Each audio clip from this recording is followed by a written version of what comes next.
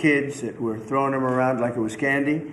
We apprehended scores of illegal aliens. We seized dozens of illegal firearms. There have been 0 murders. It sounds sort of terrible to say. It's embarrassing. I did this over the weekend. I'm making a speech, and I acted like I was so proud as I said, we've had 0 murders in the last week.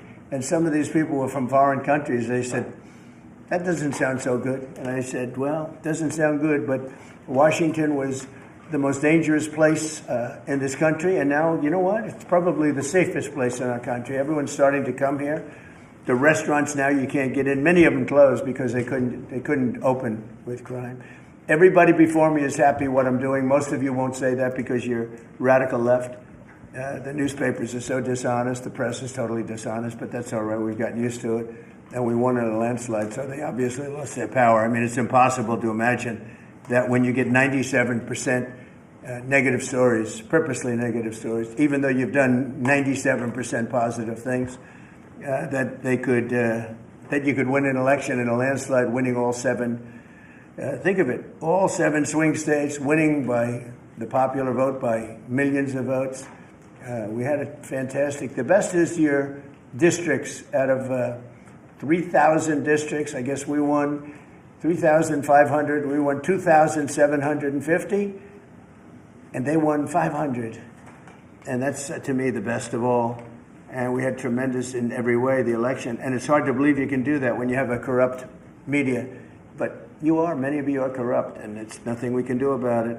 But we keep winning, and we're going to keep winning. And this whole story on crime is incredible that the Democrats wouldn't be with us. So the mayor of Chicago, I watched him this morning, he said, Trump doesn't know what he's talking about. He only apprehended 9 people. Well, number one, that's false. It's thousands. We'll get into that. But more importantly than anything, we took guns away. We have some of the worst career professionals out of the country already.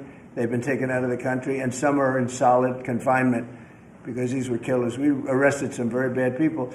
And in the last 11 days, again, I hate to say it because it sounds so ridiculous, but in the last 11 days, we've had no murders. And that's the first time that's taken place in years. We always have a murder a week. They call it a murder a week. You come here from Iowa, you come here from Indiana, you come here from Idaho, because you're so proud of your country, you love your country, and then you get murdered. Your son gets murdered, your daughter gets murdered, you get murdered. See the media, you get murdered. Many of you have been mugged in Washington, you just don't want to talk about it. And I know that every time I do this with you almost everything, but every time I do this with you people are saying to yourselves, he's right, and then you write a negative story. But we are doing an incredible job. The people behind me are amazing. We're working very well with the Washington police, as you know. The D.C. National Guard is unbelievable. We're also getting tremendous help from Secret Service. And we are at a point where Washington is booming again. People are pouring in like we haven't seen for years. Nobody wanted to come here. They didn't want to come here and get murdered. I have a friend of mine who has a very successful son. And I said, where is your son going to be this weekend? He said, he's going to Washington with his friends. I said, really? Yeah, he's wanted to do it for 4 years, but he couldn't do it because it was so unsafe. And he's a tough kid, too. It's so unsafe. And he ended up staying 3 nights, going out to restaurants all 3 nights. He said it was so beautiful, so peaceful, because all the criminals are either arrested or they're hiding, and we're finding the ones that are hiding. So I want to thank Pam Bondi. I want to thank our vice president. I want to thank everybody standing behind me. Because they are really, Gaddy, you've been unbelievable, by the way. They have done an unbelievable job. They're working 24 hours a day. And Washington, D.C. is now in great shape. I'm going to be working with Clark Construction, which is by far your biggest construction company. And we're going to also beautify Washington. We're going to rip down the broken medians, fix them. We're going to put asphalt on the roads. We're not ripping them apart like these stupid people do. They rip a road down to the dirt, and then they spend 5 years in building the new one, and then it starts settling. The whole thing is so crazy. And they'll spend hundreds of millions of dollars on a road. I'll spend about $2, and it'll look better. So we're going to be replacing medians. We're going to be replacing much of the asphalt in the road, which in the city which is in bad shape. We have great stripers. We have great contractors, but we have to let them do the thing. The Congress has said that they'll give us whatever money is needed to fix up the Capitol. This is the Capitol. And we're not going to spend a lot. It's going to go fast, and it will be spotless. And we want it spotless for the World Cup and for the Olympics. You saw the World Cup was here the other day. And come to think of it, there's your trophy for the World Cup. In fact, it's solid gold. That's actually solid gold, so heavy that some of the people in this room wouldn't be able to lift it up. I think what I'm going to do is place it right above the angel, right over there. That's solid gold, too. We're going to put it right up there. Look at that. There's a solid gold trophy. They know how to get to me, you know. I like the angel better, to be honest with you. So we're going to sign, and then we'll take a few questions, and we'll tell you how good a job we're doing. We want to go from here to other places, but I was telling some of the people that in a certain way, you really want to be asked to go. You know, I hate to barge in on a city and then be treated horribly by corrupt politicians and bad politicians, like a guy like Pritzker. He ought to spend more time in the gym, actually. This guy is a disaster. Gavin Newsom's a disaster. When we went, we saved Los Angeles. You wouldn't have been able to have the Olympics in Los Angeles. You're barely able to have it now. They did lose 25,000 houses to a fire that should have never occurred, because they didn't let the water come down from the Pacific Northwest, which you guys don't want to write about. I had to break into the water supply to let the water down. And even now, we want more. We can have much more. It's less than half of what should be coming in. I don't know, they have a political thing about it. It's like the craziest thing I've ever seen. But I don't like going to a town, a city, place, a state, and then be criticized by some corrupt or incompetent governor where crime is rampant. Like, take a look at D.C. Crime was rampant. It was at the all-time worst. It got really bad during the Biden 4 years. And then I have a mayor stand up and say how crime has reached a 30-year low. 30-year low. People are being killed left and right. And it's not a 30-year low. Think of it. So for 11 days, there's been no murders. The record goes back years where that's happened. They haven't seen that happen in years. And then people stand up, and instead of thanking us, which they should do, and she's not that bad. She's better than most. But, you know, you have people, I watched in Illinois, Chicago, Illinois is a disaster. I have property there. It's a disaster what's going on in Chicago. And you get Pritzker, he's violating our rights. I think this is another men and women's sports thing. I think this is one of those, you know, they call them 80-20 issues. I call them 97-3. I think the Democrats better get smart. And, you know, politically, I hope they don't. But actually, in terms of love for the country, I hope they do, because it would be good to work together. So I'm thinking about, you know, when I have some slob like Pritzker criticizing us before we even go there, I made the statement that next should be Chicago, because, as you all know, Chicago is a killing field right now. And they don't acknowledge it. And they say, we don't need him. Freedom, freedom. He's a dictator. He's a dictator. A lot of people are saying maybe we like a dictator. I don't like a dictator. I'm not a dictator. I'm a man with great common sense, and I'm a smart person.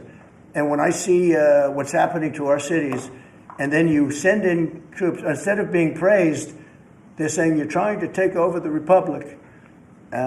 These people are sick. But I'm really saying, and I say this to all of you, in a certain way, we should wait to be asked, because they have cities that are so under control, you know, out of control. So we go in and fix it. They take the full credit for it, and they go out and say, I heard it this morning. They're saying how well they've done over the last 10-day period, that they set record lows. They don't say that we're there with very tough people, by the way. They have to pass the toughness test. Otherwise, they're not working for us. So, and we're allowed to do that now according to the United States Supreme Court decision. Now, they have to pass a toughness test. If they're not tough, we don't want them for this job. They might be great for other jobs, but not for this job, because they're respected. You saw the gang of kids. They were all huddled up, and a group of soldiers walked up. They never even got over. Those kids ran back to their homes or wherever the hell they came from. They were gone. This is one of the safest cities right now in the world, as crazy as that sounds. And it took 7 days. It took really 3 days, but we're now in our 11th day. So I want to thank you. So we had all of these things. 439 illegal alien criminals have been removed, and we have 6 known gang members, some of the worst leaders of gangs anywhere in the country, MS-13 and Tren de Aragua. We have 2 missing children that have been recovered. They thought they were gone. We brought them back to the family. The family started crying. They couldn't believe that they saw their child again. 49 homeless encampments have been removed. Like, we have the head of South Korea coming in a little while, the president, and he drives down the street. Already, his people have told me, he said, what happened? It's so clean. We always came here, it was filthy dirty with homeless and papers all over the road. That's the other thing. Those roads are swept immaculate. But they're going to be much better in a few months when we put a topping on them. They're going to look like they're brand new. We'll get rid of those rusty old medians that have been crashed into 1,000 times, and they don't fix them. They just let them. They lay them down on the road, and they sit there for months.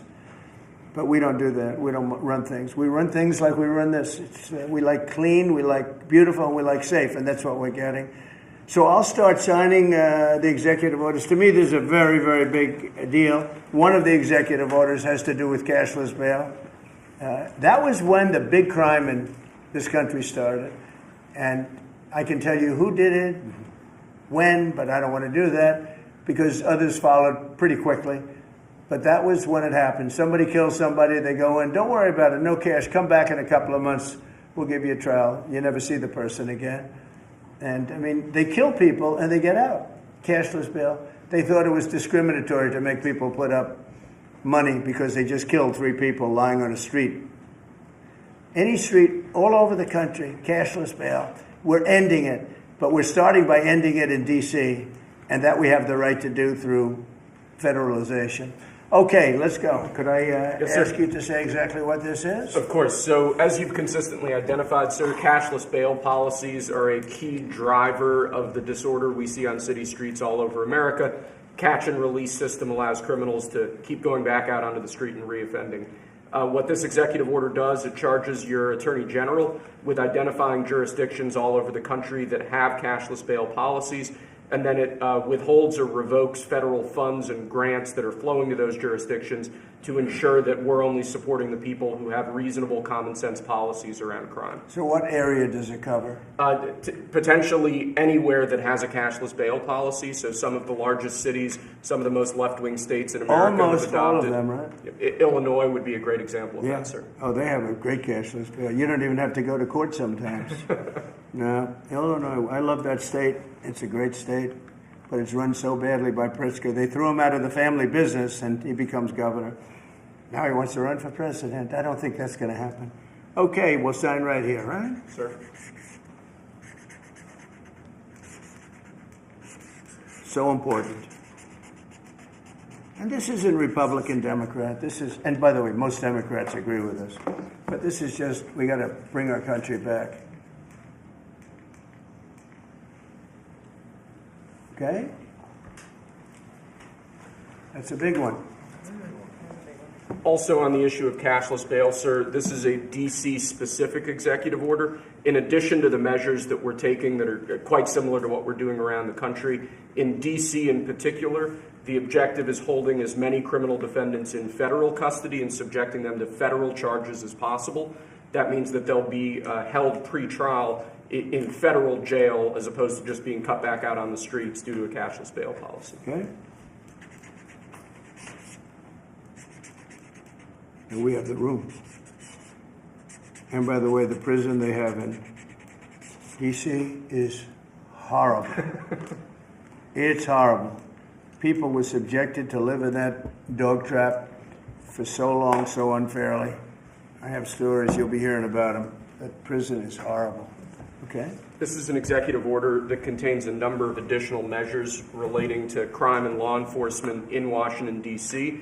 It charges, for example, your Secretary of Defense with establishing specialized units in both the D.C. National Guard and the National Guard units around the country, specifically trained and equipped to deal with public order issues.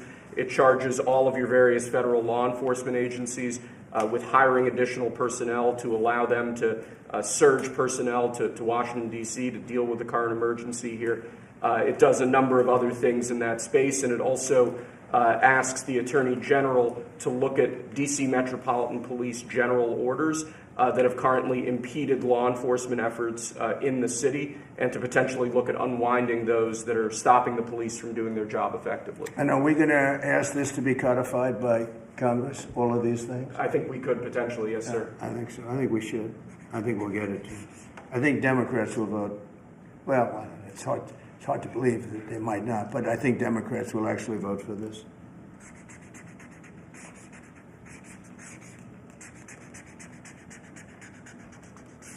There's no auto pen that can do that, right? Look at that, Pam. Is that a good signature? Seriously, is that a good signature? Who can write like that? Nobody. I don't know. That's the other thing. I assume we're looking at the whole auto pen scam. Sir. Because the person that ran it said he spoke to it briefly twice about nothing. That means that all those pardons that he gave to some very bad people, very unpatriotic people, very evil people, it looks to me like those pardons are worthless. Because, number one, you shouldn't use an auto pen, very specifically. But if you do, it has to be a very good reason. And they have to know that the president wanted it. The president didn't want this. The president didn't know he was alive, okay? He never approved any of this stuff. He wasn't for open borders and all the other things. He was never for open borders. I've known Biden a long time. He was never very sharp, but he was never in favor of open borders and all of the other things he did to destroy our country. Let's go. Lastly, sir, this is an executive order on flag burning. It charges your Attorney General. Would you listen to this? This is very important. Flag burning. All over the country, they're burning flags. All over the world, they burn the American flag. And as you know, I guess it was a 5-4 decision. They called it freedom of speech, but there's another reason which is perhaps much more important. It's called death. Because what happens when you burn a flag is the area goes crazy. If you have hundreds of people, they go crazy. You can do other things. You can burn this piece of paper. But when you burn the American flag, it incites riots at levels that we've never seen before. People go crazy. In a way, both ways.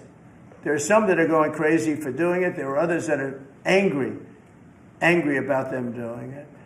Do you want to discuss that? Sure. So what the executive order does, sir, it charges your Department of Justice with investigating instances of flag burning, and then where there's evidence of criminal activity, where prosecution wouldn't fall afoul of the First Amendment, and instructs the Department of Justice to prosecute those who are engaged in these instances of flag burning. And what the penalty is going to be, if you burn a flag, you get 1 year in jail. No early exits, no nothing. You get 1 year in jail. If you burn a flag, and what it does is incite to riot. I hope they use that language, by the way. Did they? Yeah, incitement. Incite to riot. And you burn a flag, you get 1 year in jail. You don't get 10 years, you don't get 1 month. You get 1 year in jail, and it goes on your record. And you will see flag burning stopping immediately, just like when I signed the Statute and Monument Act. 10 years in jail if you hurt any of our beautiful monuments. Everybody left town. They were gone. Never had a problem after that. It's pretty amazing. We stopped it. But this is something that's, I don't know, in a certain way, it's equally as important. Some people would say it's more important. Because the people in this country don't want to see our American flag burned and spit on. And by people that are, in many cases, paid agitators. They're paid by the radical left to do it. You talk to these people, they don't even know, half of them don't even know what they're doing. They say, I don't know, they gave me money to do this. I see the same things that you do. They're bad people. They're trying to destroy our nation. That's not working, because I think our nation now is the most respected nation anywhere in the world, by far. You saw that with the European leaders on Friday. You saw that with NATO, where they agreed to go from 2% no pay to 5% fully paid up, trillions of dollars paid, where they respect your president to a level that they jokingly call me the president of Europe. They call me the president of Europe, which is an honor. I like Europe, and I like those people. They're good people. They're great leaders. And we've never had a case where 7 plus really 28, essentially 38 countries were represented here the other day. 38 European countries were represented. European and other countries were represented. and it was a great meeting. But your country is respected again. I say it all the time. 1 year ago, our country was dead. Everybody said it. We had a dead country. We were not going to survive. Now we have the hottest country anywhere in the world. So it's an honor to be involved. And this group has a lot to do with it, right behind me.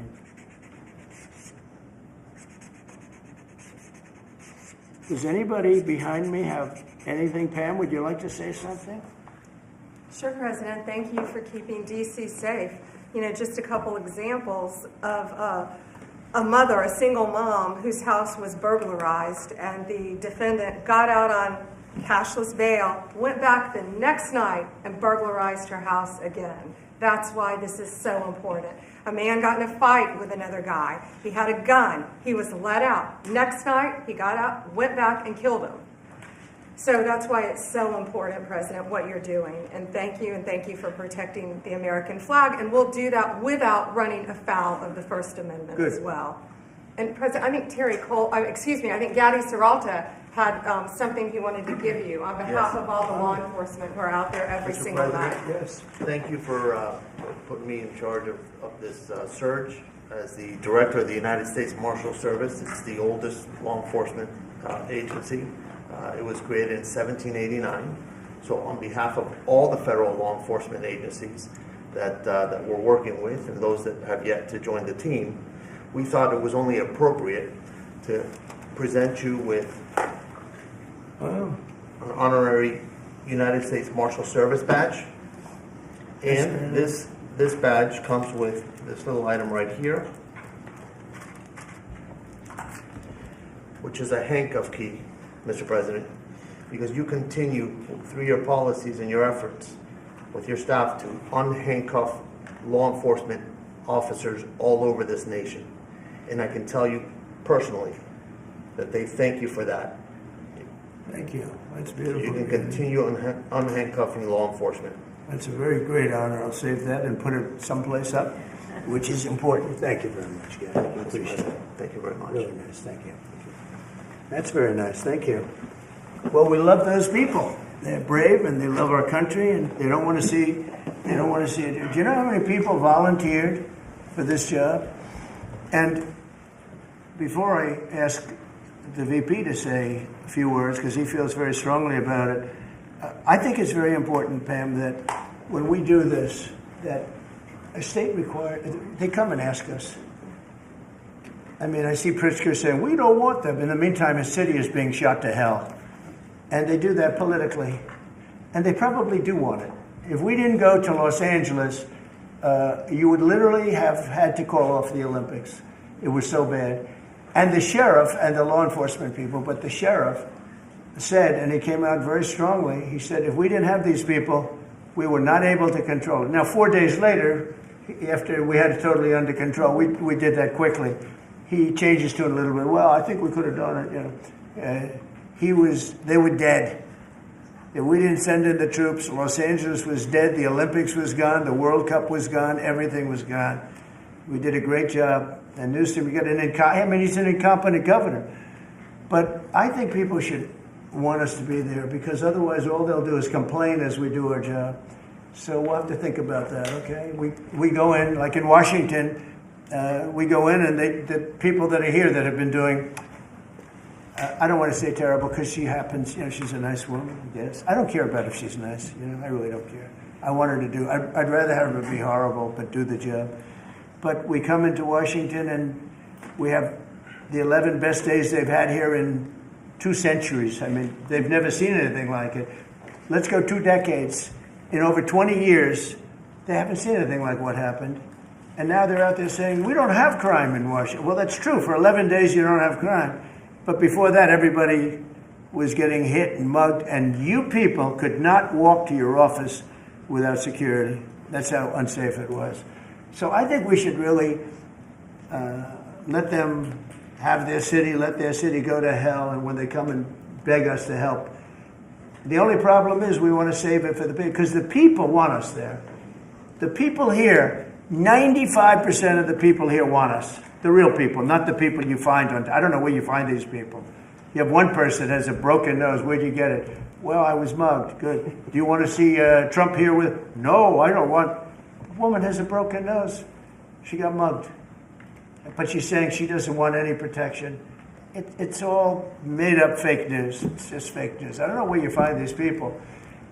Anyway, would you say a couple of words, please? And then I'm going to ask JD to say something. You have done an unbelievable job in a short period of time. Thank you, Mr. President. Highly recommended by you know who, right? Yes, sir. Do you want to say his name? Mr. Youngkin, Governor Yes, sir. Youngkin. Yes, sir. We stole you from Governor He called Youngkin. me. Right. He called me. Glenn Youngkin called, and he said, "I have somebody who's really fantastic." And based on that recommendation, here you are. You've done a fantastic job. I appreciate it. Thank you, Mr. President. Thank you. Go ahead. The men and women of the Metropolitan Police Department are back. They enjoy doing their job again. They feel the ability to go out and be law enforcement officers. They feel that they're connected to their communities again. They are making a difference.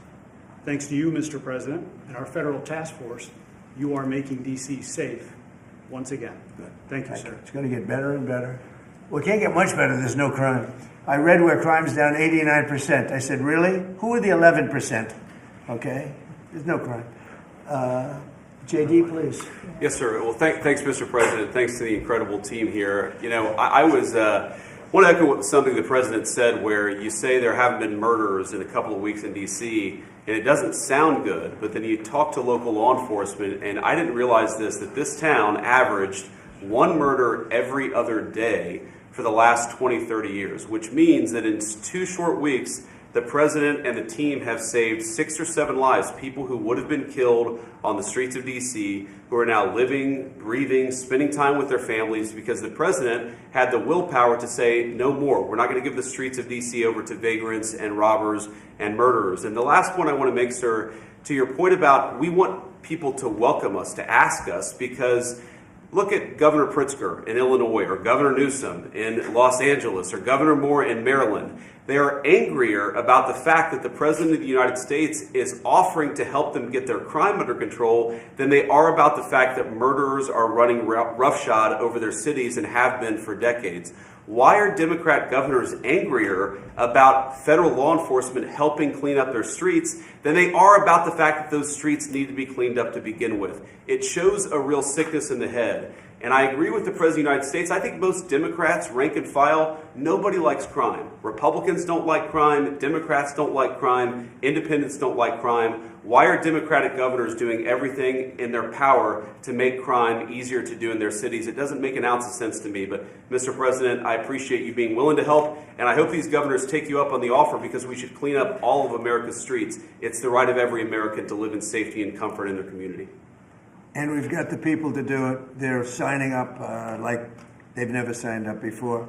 Our military, as you know, during the campaign, nobody was signing up. We were way short of their goal, we were understaffed. Nobody wanted to be in the military. Nobody wanted to be a policeman. Nobody wanted to be a fireman. They didn't want anything to do with the country. We had an incompetent, grossly incompetent president who, frankly, should not have been there. He should have never been there. The damage he did to this country is incalculable. I mean, just what he has done. So much of our effort are getting murderers and jailbirds and people out of this country who are drug dealers at the highest level. So much of the energy of people that he let in, it was an unforced error. But I don't think they think it's an error. But I don't believe he believed it. It was the radical lunatics that surrounded this guy at this desk, who are brilliant people, but with the wrong philosophy. There were some brilliant people, but they're evil people, and they're going to be brought down. They have to be brought down because they really hurt our country. But we're getting it back very quickly. And I'll tell you something, our country's now is stronger. I think we're more respected than we've been respected in 100 years. It's a whole different ballgame. JD, could I ask you, Yes, sir. You gave a stat on murders here. What were the numbers? You said in a short period of time, how many people were murdered? Local law enforcement told me, sir, that in the past 20 or 30 years, D.C. has averaged a murder every other day. That's, 200 murders a year, 150, 250, but about every other day a person has been killed on the streets of Washington, D.C. We've been doing this for 2 weeks. 0 people killed. That's real lives saved. that the media and frankly the entire Democratic Party should be saying, thank you for saving lives instead of attacking the President of the United States for doing so. You know, when a person, unfortunately, will probably happen at some point, when a person's murdered in D.C., it's going to be the biggest story maybe in history. Right? Yes, sir. Somebody was murdered in D.C. Trump is failing. No, we're not failing. We have a safe city. This is maybe the safest city in America right now. That's how good it is. And it would be nice to be appreciated. These people eventually, they're going to have to be appreciated for what they're doing. And they're going to have to be appreciated by the officials that are really happy when we go in because they've lost control of their place. Steve Miller, please say a few words. Thank you, sir. So just to, first of all, follow up on what the Vice President said, no police officer working in the city can remember a time in their lives when there has been no murders. You can work at the police department for 20 years, 30 years, your whole life. We've checked the records. No one can even find a record of being murder-free for as long as we've been murder-free under President Trump's leadership. Additionally, and the President spoke about this before, we've uncovered, in the process of uncovering, a massive scandal in Washington, D.C., with the doctoring of crime stats. And the Department of Justice, under the Attorney General, is leading the effort to uncover this. But when we ultimately share the results, it will stun you. The extent to which, even though D.C. had the worst crime in America, honestly measured, it dramatically understated how bad it was. There's even accusations that murders and homicides were reported as accidents instead of murders. I mean, this is how severe the manipulation of the crime data has been in this city, and it will all be uncovered and it will all be brought to light. You know, I've had a chance to spend some time, as has everyone here, with the police officers in the city. Members of the public are going up to them and thanking them, just overflowing with gratitude, because for the first time in their lives, they can use the parks, they can walk on the streets. You have people who can walk freely at night without having to worry about being robbed or mugged. They're wearing their watches again. They're wearing jewelry again. They're carrying purses again. People had changed their whole lives in this city for fear of being murdered, mugged, and carjacked. It is a literal statement that President Trump has freed 700,000 people in this city who were living under the rule of criminals and thugs. And the last thing I'll say is that under the efforts of Terry, to my left and many here, what they found also is that the street criminals here in Washington, D.C. were doing business directly with the transnational criminal cartels, the foreign terrorist organizations. So not only was the city being run by these criminal thugs, but they were working with some of the most dangerous terrorist organizations on the planet to traffic weapons and drugs into this city. And what we are uncovering every day is shocking to us, and we look forward to sharing all the results with you. But President Trump, your leadership has uncovered some of the great public safety scandals of our life, and now because of you, people are safe and free for the first time ever in this city. Thank you very much, Steve. You know, in Los Angeles, Beverly Hills is, a great place. I have a house there. I had a house there. I used to spend a lot of time there. And a great place. You know that I have friends, they leave their trunk open for their car because they know they're going to be vandalized. They don't want the trunk ripped off in order for them to steal what's in the back. They leave the doors open so when they go in to steal the radio or whatever they take, that they don't rip off the door. They leave the doors totally open so the criminals, when they go and open the door, they'll have to break the windows and kill the car in order to steal whatever it is in the car that they're looking for. And that's at a level that nobody's ever seen before. Nobody lives like that. I have another friend, he has a garage, and in order to save his garage door, he leaves it open so the people can just walk into his garage, take whatever they want, and leave. But all the cars so many cars, I've been told this by many people, stars, big people, they leave their doors open so the doors aren't destroyed by these criminals. All over Los Angeles this is taking place.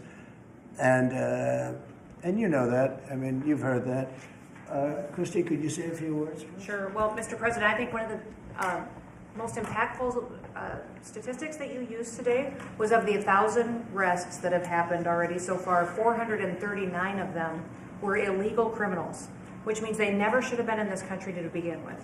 That they were in this country, invaded over our southern border or our northern border or maritime seas, and then they committed crimes against the American people. So By getting those individuals incarcerated, we've stopped those violent crimes from happening here in the city. And sir, they do. Exactly like Stephen was talking, they have ties to cartels. They have networks across this country and other cities. So by what you're doing here is going to have a ripple effect in Miami, in Chicago, in other cities, because you're grabbing those networks and giving us information and targeting information to go and get more criminals across this country. So thank you for the work that you're doing.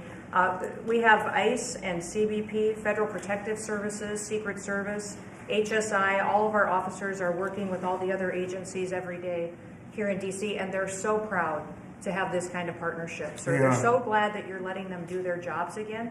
And I don't know if you've heard, sir, but the recruitment campaign for ICE, when we were going to hire 10,000 new officers, we've got over 130,000 people that have applied and raised their hands and said they want to work with ICE. So no matter what the fake news says or what the media says about ICE not having support, they've got incredible support from the American people. People want to join them and help them do what they're doing to make America safe again. So thank you for that. I was going to say that our recruitment drive, it was dead. During the campaign, they couldn't get, every story was the Army can't fill up, the Marines, none of them could fill up. They were way behind. We couldn't get anybody to go into the military, couldn't get any police.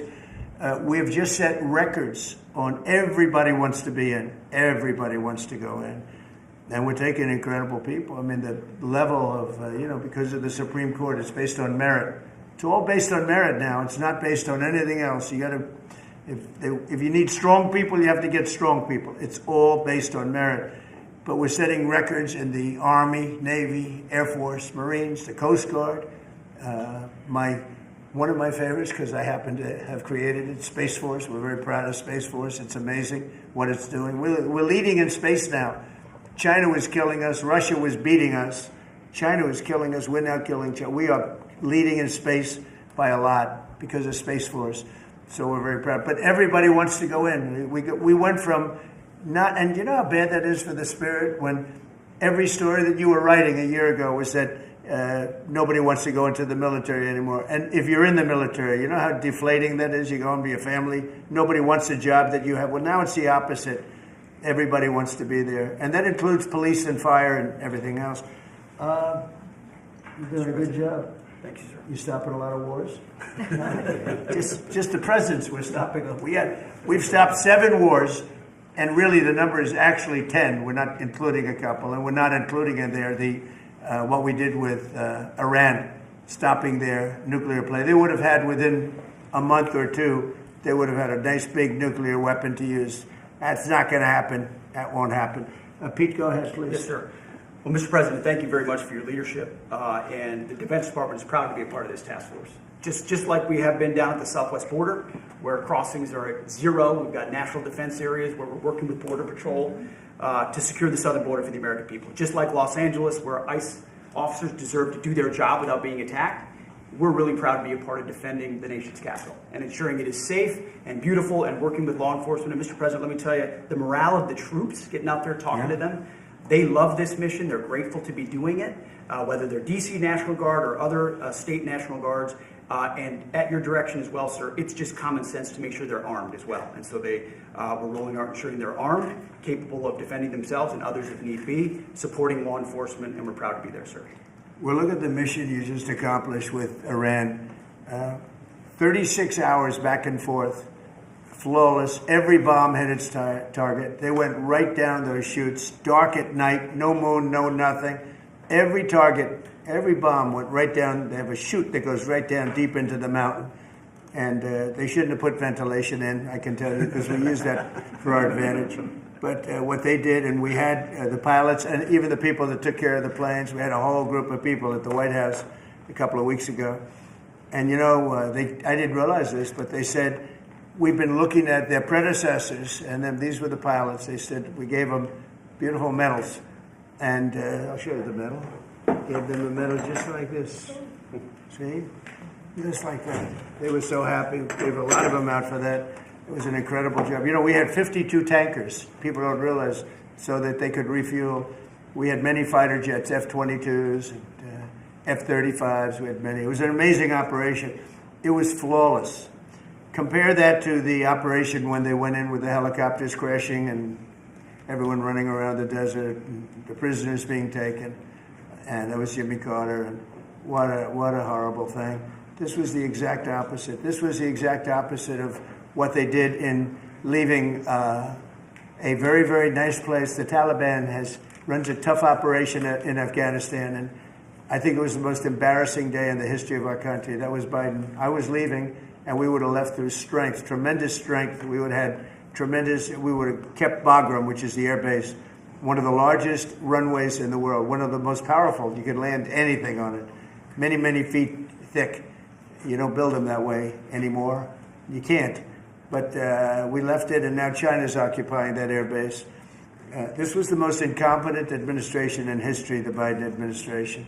And you're just lucky that they lost, because if they won, you wouldn't have a country anymore. And so, Pete, you started up by saying the Department of Defense. And somehow it didn't sound good to me. You know, it didn't sound good. Defense, what are we defense? Why are we defense? So it used to be called the Department of War. And it had a stronger sound. And as you know, we won World War I, we won World War II, we won everything. Now we have a Department of Defense. We're defenders. I don't know. If you people want to, standing behind me, if you take a little vote, if you want to change it back to what it was when we used to win wars all the time, that's okay with me.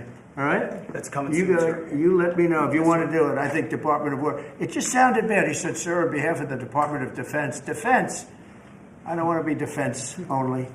We want defense, but we want offense too, if that's okay. So you'll make a decision. But, you know, as Department of War, we won everything. We won everything. And I think we're going to have to go back to that. In the meantime, I've stopped all of these wars. I've stopped them. A big one would have been India and Pakistan. But we stopped them all. We stopped 3 wars. Go to Africa. They like to say, oh, you know, I love black people. And I did great with the vote with the black people. But they say, he's a racist, he's a racist. I said, really? For 35 years, a war raged between Rwanda and the Republic of the Congo. And it was a vicious war. 9 million people were killed with machetes, largely. Hatchets, machetes. That went on for more than 30 years, but 34, 35 years. And I stopped it. In fact, the presidents are coming in a week or two to sign. We have the foreign ministers. It's all signed. The war stopped. But I got it stopped and saved a lot of lives. The Congo. It's deepest, darkest Africa. I got that war stopped. Nobody else could have done that. We did a lot of jobs. We did a lot of wars were stopped that nobody thought would even be possible. And I'll tell you what, the war with India and Pakistan, that was the next level. That was going to be a nuclear war. They already shot down 7 jets. That was raging. And I said, you guys want to do trade? We're not doing any trade. We're not doing anything with you if you keep fighting. You got 24 hours to settle it. They said, well, there's no more war going. And I used that on numerous occasions. Trade. I used I used whatever you had to use. But we got 7 of them stopped. And the one I thought would be easiest, frankly, was going to be Russia and Ukraine. But that turns out to be some big personality conflicts. It's one of those things. But we're going to get that stopped eventually. We're going to get that stopped too. 7,000 soldiers died last week. Think of that, 7,000. I usually say 5,000, but 7,221 soldiers died last week in the fight between Ukraine and Russia.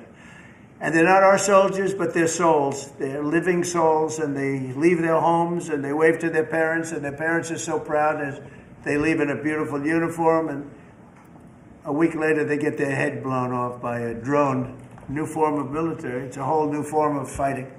So I would just like to thank the people that are behind me. Thank you very much. You've done a fantastic job. I appreciate it very much.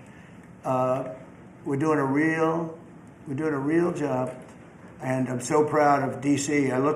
I passed it 2 days ago, and all the garbage is off the streets. It's terrible. I came in a month and a half ago. I'm driving down, and I see garbage all over the place. The streets were a pigsty.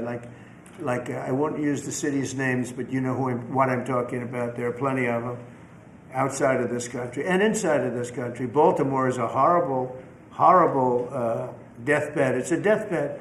I know Governor Moore said, oh, he wants to take a walk with me. He meant it in a derogatory tone. I said, no. I'm the President of the United States. Clean up your crime and I'll walk with you. But it's tremendous crime. But he was trying to be derogatory. He doesn't have what it takes. But he's trying to be derogatory. And I met him at the Army-Navy game. They said, oh, there's Governor Moore. He'd love to see you. He came over to me. He hugged me, shook my hand. You were there. He said, sir, you're the greatest president of my lifetime. I said, well, it's really nice that you say that. I'd love you to say it publicly, but I don't think you can do that, so it's okay. But no, sir, you're doing a fantastic job. I want to just shake your hand. Thank you very much, Governor. That was it. And then every time I see him on television, he's knocking the hell out of me. So, but that's all right. That's called politics. But Governor Moore's he's doing a bad job. Newsom's doing a bad job. All of their potential candidates are doing a bad job. I can't imagine Pritzker being even a candidate, but somebody said he is. He can't do the work, can't do the job. He's not temperamentally suited.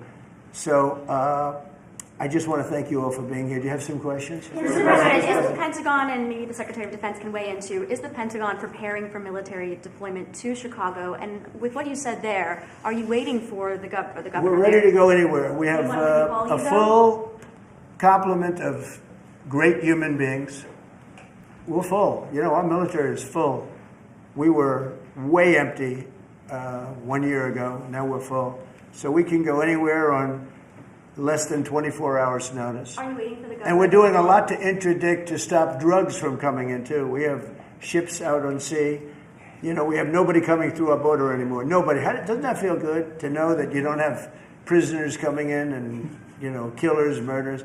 We had 11,888 murderers come in, led in by the Biden administration. Many of them have been captured, but we still have a couple of thousand that are out there. Some of them, 50% of them killed more than one person, okay? But a lot of them have been captured. What they've done to our country, these people that circle this moron that we had behind this desk, what they've done to our country is unthinkable. It's unthinkable. I mean, if you think so much of our time is devoted to correcting a problem that all they had to do is say, close the borders. Remember when he said, well, I have no power to close the border. I have to go back and get an act from Congress. I didn't get an act from Congress. I came in, I said, close the borders. And Tom Homan, who's not here, has been fantastic, Christy, right? Yes.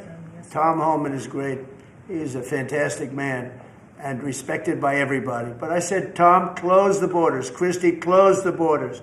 The borders were closed. We didn't go to Congress and get permission. We just closed the borders. And in the last 3 months, hard to believe this one too, in the last 3 months, we've had 0 people come into our country illegally through the southern border. Nobody would have said that's possible. Yeah, please. Thank you, Mr. President. Today, MS-13 gangbanger and human trafficker Kilmar Abrego Garcia turned himself into ICE in Baltimore. Do you have any comment on this? And why are the Democrats so emotionally attached to this man who beats his wife and is part of a terrorist organization? Because they think he's going to be good for votes, and I think he's very bad for votes. These people are deranged. He's not good for votes. He beat the hell out of his wife. His wife is afraid to even talk about him. She's been mauled by this animal.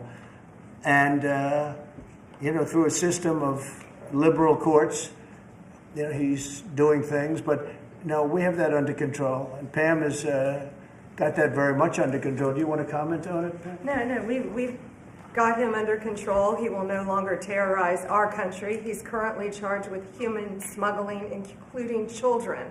The guy needs to be in prison. He doesn't need to be on the streets like all these liberals want him to be. And as part of this operation here in D.C., we've also taken off MS-13 members. We've taken, I think just last night, we got a TDA guy off our streets right here, right around from where we all work. Another TDA member gone because of this project. So we're going to keep America safe from all of these foreign terrorist organizations, including Abrego Garcia. Okay. Mr. President, if we could get your reaction, sir. The Israelis bombed a hospital in Gaza that killed 20 people, including 5 journalists. When did this happen? This happened overnight, today. I didn't know that. No. Any reaction to this? Are you Well, going I'm to not talk happy to about Prime it. Minister? I don't want to see it. At the same time, we have to end that whole nightmare. I'm the one that got the hostages out. I got them out. All of them. Steve Witkoff has been amazing. He's done a great job. But I'm the one that got them all out through my people and through me. And now we're left with probably a little bit less than 20 because I think 1 or 2 are gone. And I said a long time ago, I'm going to get them out, but when we get down to that final 10 or 20, these people aren't going to release them because they're dead after they release them. So it's a nasty situation, very nasty, horrible thing.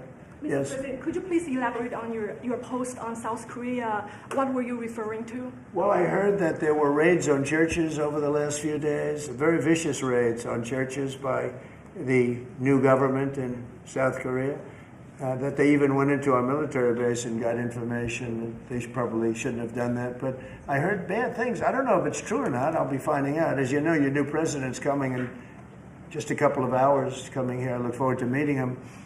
But we won't stand for that. We just won't stand for that. Yes. Are you prepared to order National Guard troops, though, into American cities if those governors don't request the federal deployment? I am, but I also think that, look, Chicago, everybody knows how bad it is. Everybody standing there knows. We know. You don't have to be doing any studies. They should be saying, please come in. Pritzker should be saying that. You know, I did a favor for Christy Whitmer, a good favor, I think, with the fish, the carp, the China carp. Did you ever hear of it? China carp. And it's taken over your Great Lakes. You know about that, right? And she came and she wanted to know if it's possible for us to do something about it. And I said, well, I'll do it. But I think it's appropriate that the person from Illinois, the governor from Illinois, asks also. It's a tremendously expensive project, actually. It's invasive. It's horrible what's happened. And we can do it with GSA and various people. But we can do it. We're going to just have to see what happens, okay? We're going to have to see what happens. But you believe that you have the legal but authority the to governor order of troops? Michigan came, was very respectful, asked for it. She's done a good job. I did that. I opened the Air Force Base, kept it open for F-35s and various planes, F-22s too. I did that for the state of Michigan at her request. And I will, and also at our congressmen. We have congressmen that are unbelievably pro-Michigan up there. But some of this stuff, like the lakes, the Great Lakes, this is a big problem that nobody ever talks about. Most of you probably have never heard of. We have a pretty violent fish that comes from China, China carp, Chinese carp. And you see them jumping out. They jump into boats and they jump all over the place. They've got a lot of energy. And there's a way of getting rid of them. It's very expensive. And I didn't get a request from the governor of Illinois, who is affected maybe more than anybody else, right? And I think until I get that request from that guy, I'm not going to do anything about it. And I feel the same way about crime. We go in, we will solve Chicago within 1 week, maybe less, but within 1 week we will have no crime in Chicago, just like we have no crime in D.C. But, I don't like to go in and do it and then have somebody stand up and say what a great job he's doing on crime. And we don't want the military in our state. We don't want the military. Do you understand? Do you understand that? Yeah, these governors will say so I don't know. there is no We're going to emergency have a little response. meeting, I think. I feel like we go in and we do it, like here. To a lesser extent with the mayor. She hasn't been terrible, but she hasn't been, exactly saying, oh, great. She did say last night, I heard her say that, well, we really don't want the military in D.C. Well, that's, not very nice, I guess. That's a little bit of a hit. But she's not as bad as some. We saved Los Angeles, and all we did is get criticized by this idiot that's running the state into the ground, right, where people are leaving. He should be thanking us, and he should be requesting us to be there. And the governor of Illinois should be. Chicago's a disaster. And the governor of Illinois should say, President, would you do us the honor of cleaning up our city? We need help. They need help. They need help. So We may wait. We may or may not. We may just go in and do it, which is probably what we should do.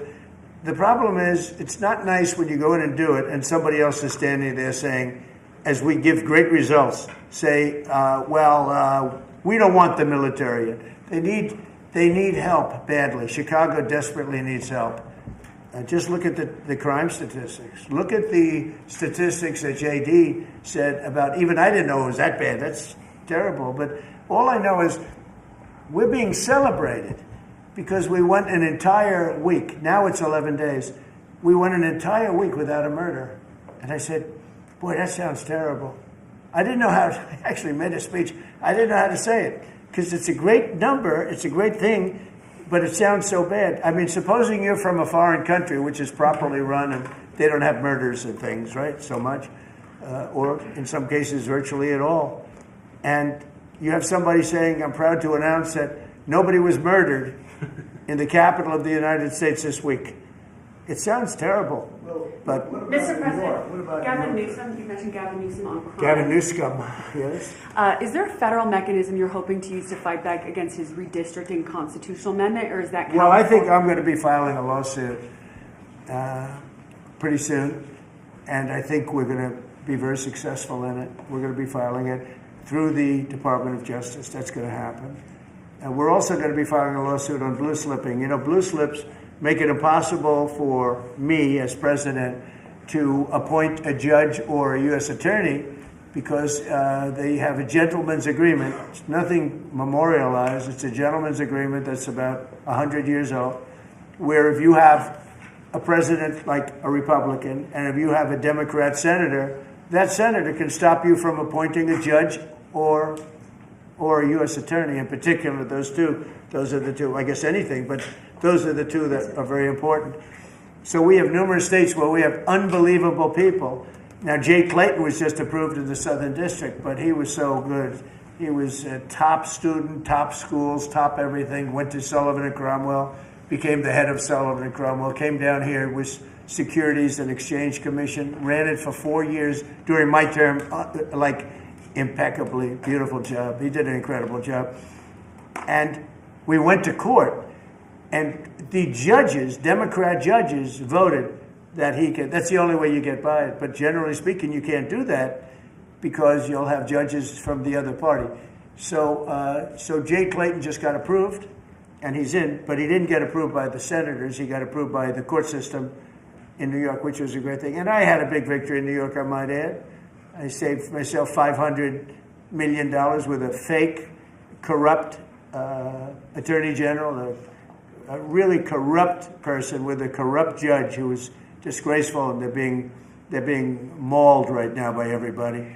It's so corrupt, and it kept business out of New York, stuff like that. But the appellate division vacated all of that stuff that you read about, and we're going to do a big number on that whole thing. You can't have a corrupt court system. You can't have that. You have to have borders, and you have to have a free press. Otherwise, you don't have a country. But you'll be hearing about the blue slipping, because if you have not, you don't need two senators. You just need one Democrat senator with a Republican. The only person that I can get approved are Democrats or maybe weak Republicans, but we don't want that. But the only person I will be able to get approved in any of those states where you have a Democrat I can't get a U.S. attorney. I can only get a Democrat U.S. attorney. And this is based on an old custom. It's not based on law, and I think it's unconstitutional, and I'll probably be filing a suit on that pretty soon. Yeah, please. During the campaign, you called Kamala Harris a communist, but the Biden-Harris administration, they never called for nationalizing a private company with the federal government like you're proposing with Intel. What do you say to some who say this is a bit hypocritical, and is this the new way of doing industrial policy? Yeah, sure it is. I want to try and get as much as I can. If people come in and they need something, as an example, as a real estate person, if I have an agreement and I have any form of a stopgap where I can stop somebody from doing something, right? I have a covenant and an agreement, and they come to me and they say, would like to do something, but you have us restricted. If I do that, they usually have to pay. Now, in the case of Intel, it was interesting, but I hope I'm going to have many more cases like it. Intel came in. I met with the gentleman. I had a lot of respect for him. He came in under a little bit of a cloud. I liked his story. I thought he was good. I think he really means to do a good job with Intel. I said, I'd like to ask whether or not you'd give because a lot of people said I invested in Intel. I didn't invest, but I invest my heart in it and my soul because I want the country to be strong. But I said, I'd like you to give 10% of Intel to the United States of America. Not to me, to the United States of America. And I said, if you have them as a partner, you have the United States as a partner, I think that would be a very good thing for Intel. And he thought about it, a little bit different, and he said, I like that idea very much. We have a deal. And I just made $10 billion or $11 billion for the United States of America. And yeah, there will be other cases. If I have that opportunity again, I would do that. And then, you do have stupid people say, oh, that's a shame. It's not a shame. It's called business. If somebody's willing to give you 10% of a company and you're not paying for it, and I will tell you, with a company like Intel, as you know, it's had difficulty. I want them to do well. I want them to do well anyway, but I want them to do well in particular now. But isn't public ownership of a private company a new way of doing business in the business of the United States? Isn't that what you were sort of rejecting? So are tariffs. So, as you know, the stock market went up almost 1,000 points on Friday. And it went up not because of this very, I think, terrible, hello, who is that back there? All right, get out of the room. It went up because of something much different. It went up because it was announced, CBO announced the numbers, and as you know, they gave no credit to tariffs.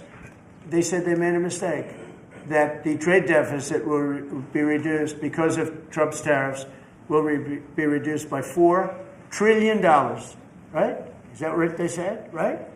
They said $4 trillion, and the market went up like a rocket ship because the tariffs are good. Well, tariffs aren't that usual. If the 7 wars I stopped, 4 of them were because of the fact that I had tariffs and trade. And I was able to say, well, if you do this, if you go fight, and if you want to kill everybody, that's okay. But I'm going to charge you each 100% tariff when you trade with us. You know what? They all gave up. I stopped 7 wars. Numerous of them was because of tariffs. So, you never knew the word tariff. It didn't exist really, essentially, in this country until actually in the 1870s up till 1913 it existed. And we were the richest country. We were richer then, proportionately, than at any time in the history of our country. And then, stupidly, in 1913, they said, let's go to the income tax way of life. Let the people pay instead of foreign countries. No, we're taking in trillions of dollars in tariffs, and we're stopping wars because of tariffs. So that's not so normal either. But you know what? Other countries did it to us, and now we're doing it to other countries. You ruled out boots on the ground in Ukraine, but how would air support as part of a security guarantee be any different? Those U.S. Well, you really went from one question to the next. You go from one. I expected him to at least challenge me a little bit. Now we're talking about boots on the ground. But U.S. air assets over the skies of Ukraine as part of a security guarantee, wouldn't those U.S. airmen also be Well, in you danger? don't know what security guarantee is because we haven't even discussed the specifics of it. And we'll see. Number one, Europe is going to give them significant security guarantees, and they should because they're right there. But we'll be involved from the standpoint of backup. We're going to help them. And I think if we get a deal, and I think we will, but if we get a deal, you're not going to. I don't believe you're going to have much of a problem. But we'll back it up because I want to stop seeing people being killed. When Biden was here, he gave $350 billion. You know this from covering business. $350 billion to Ukraine. I said that Zelensky's the greatest salesman I think I've ever met, better than P.T. Barnum, because he'd come to the country, he'd walk out with $50 billion every time. He actually came here once, he walked out with $100 billion. We're up to $350 billion. I got $1 trillion worth of rare earth that we have from the country because I felt badly for our taxpayer. But I did something else at the NATO meeting. They are wealthy countries, but they weren't paying. And we don't pay any money to Ukraine anymore. Do you know that? In fact, it's the opposite. They request through NATO, we deal with NATO. We don't deal really with Ukraine. NATO requests missiles. They want Patriots. They want missiles. We give the missiles to NATO. NATO pays us in full, and does what they want. I mean, I think they give them mostly to, they can do other things with them too, because we're dealing with NATO. We pay no money to Ukraine. We gave $350 billion to Ukraine. You know, if we didn't give that kind of money, and I was the one that gave the javelins, if you remember. I gave the javelins. They were very effective. They say Obama gave sheets and Trump gave javelins. They were very effective with those tanks right at the beginning. But you would have never had a war if I were president. You would have never had a war. Just to finish, we spend no money on Ukraine anymore. We were getting fleeced by a president that didn't know what he was doing. To be honest, I don't blame Ukraine. I mean, if they come and ask for $100 billion, then they get it. But we were in for $350 billion. Now, we make money. I don't want to make money on Ukraine. I want the war to end because I want to save all those lives. I want to just save. But just so you understand, we're no longer losing money on that thing. We were losing money hand over fist. And now we don't lose any money. Now we sell weapons to NATO. Because NATO agreed, because of me, to go to 5%. They had 2% and didn't pay. Now they have 5% and they're all paid up. So they have trillions of dollars and they give us that money. But I really want the war to end, and we're going to get it ended. Mr. President, it's been 1 week since the historic summit here with Ukrainian President Zelensky. European leaders all met here with you at the White House. You said you wanted to get this done bilateral as soon as possible. Have you spoken to Putin since last Monday? Yeah, I have. What is your conversation? Or can you share? Every conversation I have with him is a good conversation, and then unfortunately a bomb is loaded up into Kiev or someplace, and then I get very angry about it. I think we're going to get the war done. It's tough. I thought that would be, of the 7 that I settled, I thought that would be the easiest of the group. See, you never know what's going to happen. You know, war, strange things happen in war. The fact that he went to Alaska, our country, I think was a big statement that he wants to get it done. That was not easy for him to go to Alaska, you know, for him to come here. But the fact that he showed up on a very successful day, it was a very successful day for other things. Because, you know, we're also talking about missiles, nuclear. We're talking about a lot of different things. We're talking about limiting nuclear weapons. We'll get China into that. We have the most. Russia has the second most, and China has third, but China is way behind, but they'll catch us in 5 years. We would like to denuclearize. It's too much power, and we talked about that also. That's part of it, but we have to get the war over with. On Baltimore, sir. Thank you. On Baltimore, you said that you are going to have to reconsider bridge funding. Is that contingent on Westmore cleaning up the streets? No, we were very generous to him on a bridge. You know, a boat ran into a bridge and the bridge came down like I've never seen anything. The boat was just, it just shows you the mass of that boat, the power of that boat. You know, people were up on that bridge, painters. They were painting the bridge and they were watching it happen. And they thought they were very safe. They all died. They were painting the bridge, can you imagine? And they watched the boat. The engines were off. And they watched the boat. And the power of that boat, the mass of that boat, went right through that steel just like it was nothing. It's amazing. It's called mass. Mass is a big deal. But the mass of that boat, those people all died. But they thought they were totally safe. Two of them were eating their lunch. They were, you know, whatever. They were watching it. They could have gotten off. Somebody did a very good job. A police officer called in and said, close the bridge. And he did it with power. Get everybody off the bridge, close. That guy should get a medal because he stopped the bridge. A lot of people would have died. A lot more people would have died. The ones that died were the workers on the bridge. And they thought there was no danger because, you know, it's a big steel bridge. And it came down like toothpicks. It was incredible to watch that. It was just, and they died. They all died. But that police officer, again, the police do a great job. The police officer did an amazing job. And I heard the tapes. He would say, get everybody off. Most people wouldn't have said that. You know, when you see a thing like that, you assume it's going to, you know, tap the bridge and it's going to be rebuffed. The thing just came down. I've never seen anything like it. So he did a good job. In fact, I think we should get him in for a medal. The man that gave the warning, I listened to him. Everybody get off screaming. Everybody off. He had the sense to realize that this could be a catastrophe as opposed to a ship that's because the engines weren't working. It's just floating. It's an amazing thing that a thing floating like that with no power just knocked it right down like it was nothing. So are you Let's do using- that. Let's give him a medal. I've been thinking about it. Mr. President, do you plan to investigate Chris Christie?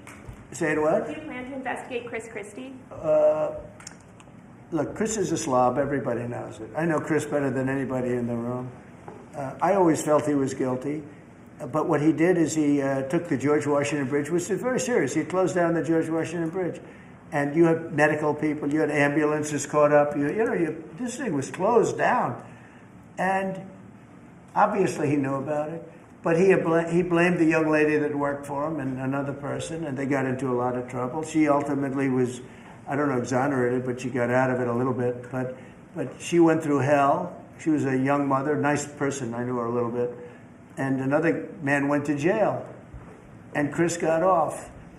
And so when I listen to Chris speak his hate, I say, oh, what about the George Washington Bridge? Tell me about the George Washington Bridge. He blamed other people, but he knew all about it. So no, I don't know if they want to look at it. It's not for me. If they want to look at it, they can. You could ask Pam. I think we have other things to do, but I always thought he got away with murder. Mr. President, do you plan to make an endorsement in the Texas Senate race between Ken Paxton and John Cornyn? Well, I'll make up my mind. I like them both. The worst situation I have is when I have two people that I get along with well. I hate it. And they all want the endorsement. I'm almost 100% of the people I endorse win. It's a great honor. And I got, as you know, I got the largest vote in the history of Texas by far. Nobody's ever gotten more votes in the last election. I think in all the elections, the 3 elections. But they like me in Texas. So people are waiting for me. But I'd rather not comment on it right now. I like both guys. They're both friends of mine. And they're both good and very different. There's some talk among congressional Republicans about another reconciliation bill. Where do you fall on that, and what would you like to prioritize? Well, I don't want to do cutting. I want to save all the different things. I'm going to cut things that are unnecessary, but the one thing I said, and I gave my word, we're not going to hurt anybody on Medicaid, Medicare, or Social Security. And in fact, we're doing great on Social Security. We found 300,000 illegals on Social Security. We got them out. And, things like that make Social Security very, very strong. So no, I am very big into certain things, and one of those 3, you could say 3 of those things are Medicare, Medicaid, Social Security. We're going to protect it, and so we'll see how everything works out. If we're talking about rescissions on other things, I'm always open to cost cutting. If we can cost cut, I like it, but nothing's going to happen to medical. We have something coming up, Favored Nations, where I'm going to be reducing drug prices by 1,500%, where a pill that sells in Germany for $10 costs $150 here because of the bad practice. And I was all set to do it, and then we had the COVID come up, and I had to focus on that because we had the greatest economy in history my first term. I will tell you that we are going to be doing numbers on the cost of drugs in this country that I'm not talking about a 20% decrease, which would be great. I'm talking about 1,000% decrease. We're talking about where a product would sell for $80 in Germany and $1,300 here. And we're not going to do that. We were subsidizing the entire world, and we're not doing it anymore. I informed the drug companies. I informed the world. And if the world wants to, if countries in the world don't want to go along, then I'm going to put tariffs on those countries, and we'll make more money. But they have to go along with it. So this is moving along rapidly. Dr. Oz is in charge, Bobby's group, and they're doing very well. And we're getting great cooperation from the drug, because the drug companies know it's unfair. For years they'd say, well, we had to do research, and we had to do. I said, I don't care. You had to do research for these other countries also. They are ready to go, and I'm ready to go. And if I pull that off, there's no way a Republican will lose an election. There's no way. All right, one more question. Steve. Back to Ukraine. Watch this guy. He's the nicest guy I know, and he asks the most vicious questions. Why do you think President Putin is so reluctant to meet with President Zelensky? Because he doesn't like him. He doesn't like him. They don't like him. I have people I don't like. I don't like to meet with them. Sometimes I do like to meet with people I don't like. So how do you get them together? They don't like each other, really. And if we had a real president instead of a guy that got in there with a fraudulent election, if we had a real president, that war would have never happened. Putin actually said, if Trump were president, it wouldn't have happened. Happened for a lot of reasons. Happened because of Afghanistan. When he saw how incompetent Milley was and all these guys were, I think he said, wow, this might be it. Because it was the apple of his eye. It would have never happened if I were president. Mr. President, you have built a relationship with Russian leaders and also North Korean leaders. As they are getting closer, how would that affect your diplomatic approach? Well, I have very good relationships with Kim Jong-un, North Korea. I mean, a lot of people would say, oh, that's terrible. No, it's good. In fact, someday I'll see him. I look forward to seeing him. He was very good with me. We had 2 meetings. We had 2 summits. We got along great. I know him better than you do. I know him better than anybody, almost, other than his sister. His sister knows him pretty well. No, I know him well, and I got along with him. You know, I'm not supposed to say I really like him a lot, because if I do that, I get killed in the fake news media. But I got along with him very well, and we had no problem. If at the time Hillary Clinton won the election, you would have had a nuclear war. You would have had a nuclear war. We're not going to have a nuclear war. Once that happens, it's over. We're not going to have a nuclear war. No, but Kim Jong-un will meet at some point. I look forward to it, actually.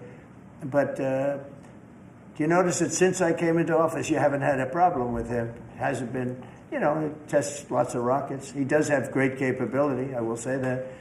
But I think a lot of good things are happening for our country, a lot of really good things. And the thing we're here today to talk about is crime, and specifically in D.C. I am so proud of what these people, every one of them, what they've done in D.C., because to literally stop crime on a button. I'd walk down that street right now. If I were, friends of mine are going out to dinner now. They haven't gone out to dinner in 4 years. They were afraid, they were petrified. Half the restaurants closed because nobody could go because they're afraid to go outside. Now those restaurants are open, and new restaurants are opening up. It's like a boom town. It's a great thing to see, and I'm very proud of the people behind me. Thank you very much, everybody. Thank you guys. Thank you guys. Thank you guys. Thank